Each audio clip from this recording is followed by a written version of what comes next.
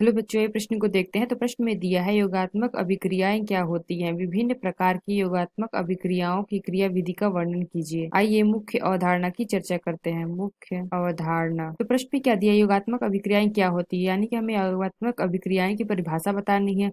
और क्या दिया है कि विभिन्न प्रकार की योगात्मक अभिक्रियाओं का क्रिया विधि का भी वर्णन कीजिए। तो योगात्मक अभिक्रियाएं क्या होती हैं? योगात्मक अभिक्रिया तो वह अभिक्रिया जिसमें कार्बनिक अणु क्रियाधार में गुणित बंध युग्म या त्रिकबंध पर अभिकर्मक का अणु जुड़ता है और उत्पाद का अणु बनता है, योगात्मक अभिक्रिया कहलाती हैं। तो हमने क्या देखा, वह अभिक्रिया जिसमें कार्बनिक अणु क्रियाधार में गुणित बंध युग्म या त्रिबंध पर अभिकर्मक का अणु जुड़ता है और उत्पाद का अणु बनता है, योगात्मक अभिक्रिया कहलाती हैं। तो अगर हम एक उदाहरण ले लेते हैं, यानी कि एग्जाम्पल, जैसे कि हमारा कोई एथिलीन है, ये हमारा कार्बन, डबल बॉन्ड कार्बन, और यहाँ पे एक हमारा हाइड्रोजन, और यहाँ पे हमारा हाइड्रोजन, और एक हाइड्रोजन यहाँ, और एक हाइड्रोजन यहाँ। तो ये हमारा क्या है, एथिलीन है, यानी कि क्रियाधार। तो ये हमारा क्या है, एथिलीन है, क्रियाधार, और प्लस हम ले लेते हैं क्या, HBr।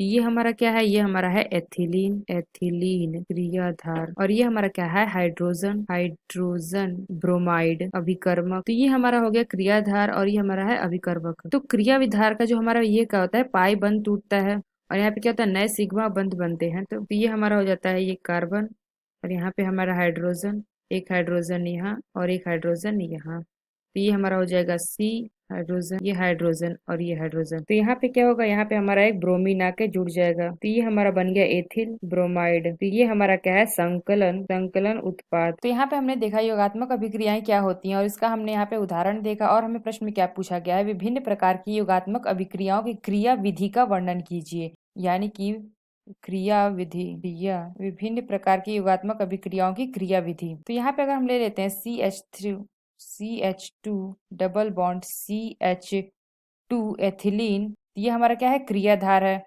इसको और ले लेते हैं हम HBr, ये हमारा क्या है, हाइड्रोजन ब्रोमाइड।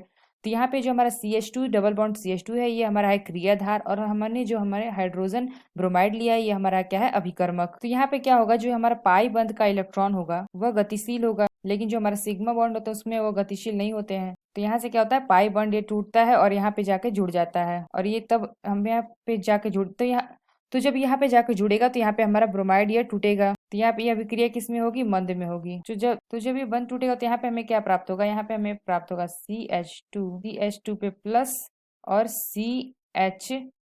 तो यहाँ से इलेक्ट्रॉन निकला है और हमें प्लस मिलेगा क्या, ब्रोमीन ने हमारा क्या किया, हमें मिल गया यहाँ पे, जो हमारा ब्रोमीन है यहाँ पे इलेक्ट्रॉन ने ले लिया है। तो यहाँ पे हमारा क्या बन जाएगा, ये हो गया हमारा Br पे माइनस। तो यहाँ पे ये कैसे टूटा है, H पे हमारा प्लस और Br पे माइनस टूटा है। तो ये हमारा हो गया Br, और ये हमारा हो गया 1 2 3 4 5 6 7 8। तो ये जो हमें Br पे माइनस मिला है, Br पे माइनस, तो ये जो हमारा ब्रोमाइड आयन है, तो ये हमारा जुड़ जाएगा किसमें, CH2CH3 में आके जुड़ेगा। तो ये हमें क्या, ये जो क्रिया होगी तीव्र में होगी, तीव्र। तो ये हमारा क्या बन जाएगा, एथिल ब्रोमाइड, यानी कि BrCH2CH3। तो ये हमारा क्या है, क्रिया विधि है, विभिन्न प्रकार की योगात्मक अभिक्रियाओं की क्रिया विधि। अगर हम दूसरा देखें तो ये हमारा पहला हो गया। अगर हम दूसरा देखें तो ये हमारा पहला क्रिया विधि हो गया, और हम दूसरी क्रिया विधि देखें तो हम अगर ले लेते हैं propene, CH3CH double bond CH2। तो ये हमारा क्या है, प्रोपीन, और यहाँ पे हम ले लेते हैं HCl हाइड्रोजन क्लोराइड। तो यहाँ पे क्या होगा,